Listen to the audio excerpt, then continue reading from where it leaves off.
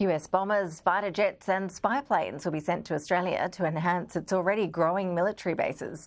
Military chiefs announced Australian, US and Canadian warships and aircrafts will also join Filipino forces for maritime drills. Joining us live with more analysis is the Director of Foreign Policy and Defence at the University of Sydney.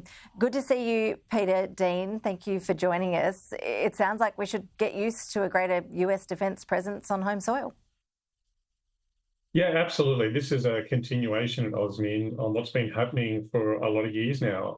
Each successive AUSMIN has sort of pushed the envelope just that little bit more on the amount and the style and the scope of rotations.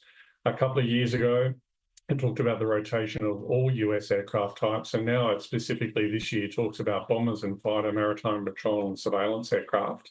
And of course, this is really about institutionalizing some things that have been happening for a number of years, but also have really positive benefits for the Australian Defence Force as well. We're seeing co-development of US and Australian money into places like the RAAF bases at Darwin and Tyndall, and also site surveys that are being done at places at RAAF bases at Curtin and Learmonth and Sugar as well. Oh yeah, it sounds like the Americans are pretty keen to see Australia build up some of those smaller bases in the north of Australia.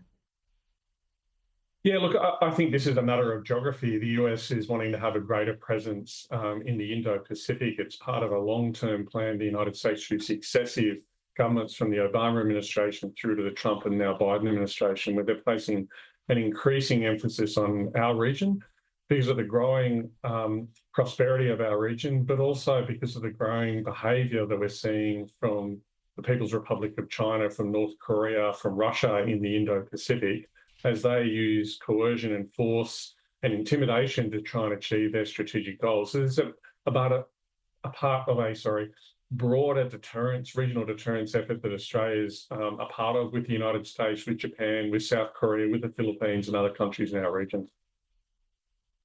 Tell us a bit more about these drills with Filipino forces. How significant are those?